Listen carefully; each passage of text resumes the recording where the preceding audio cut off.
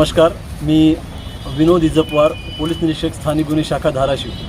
मागील वर्ष दीड वर्षापासून धाराशिव जिल्ह्यामध्ये म्हशी चोरीला जायचं एक सत्र सतत चालू होतं आणि त्याचा उलगडा करण्याचं एक मोठं आव्हान पोलीस प्रशासनासमोर उभं राहिलं होतं आणि त्या आव्हानाचं आम्ही समर्थपणे या ठिकाणी उलगडा केलेला आहे।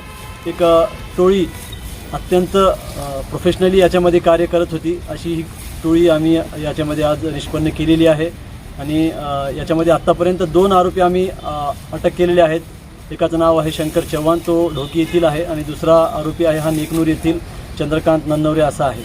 तर ही जे आहेत ही टोळी आहे, याच्यामध्ये वेगवेगळे स्तर या ठिकाणी तयार झालेले होते। काही लोक ह्याच्यामध्ये इन्व्हॉल्व असणारे ज्या ठिकाणच्या म्हशी चोरायचे आहेत ते ठिकाण निश्चित करायचे आणि काही जे आरोपी आहेत त्यांच्यावर त्या ठिकाणी गाडी घेऊन जाण्याची जबाबदारी सोपवण्यात आली होती आणि त्याच्यानंतर काही जणांची त्यामध्ये विक्री करण्याची जबाबदारी निश्चित करण्यात आली होती।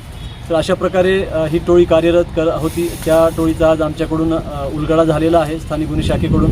विशेष करून स्थानिक गुन्हे शाखेचे सहाय्यक पोलीस निरीक्षक सुदर्शन कासार आणि त्यांच्यासोबतची जी टीम आहे, शौकत पठाण आहेत, फरहान पठाण आहेत, जावेद काझी आहेत, असे सर्वांनी मिळून ही कामगिरी केलेली आहे आणि याच्यामध्ये विशेष करून आमचे धाराशिव जिल्ह्याचे पोलीस अधीक्षक श्रीमती रितू खोकर मॅडम तसेच अपर पोलीस अधीक्षक शफकत आमना मॅडम यांचं देखील फार मोलाचं मार्गदर्शन याच्यामध्ये लाभलेलं आहे।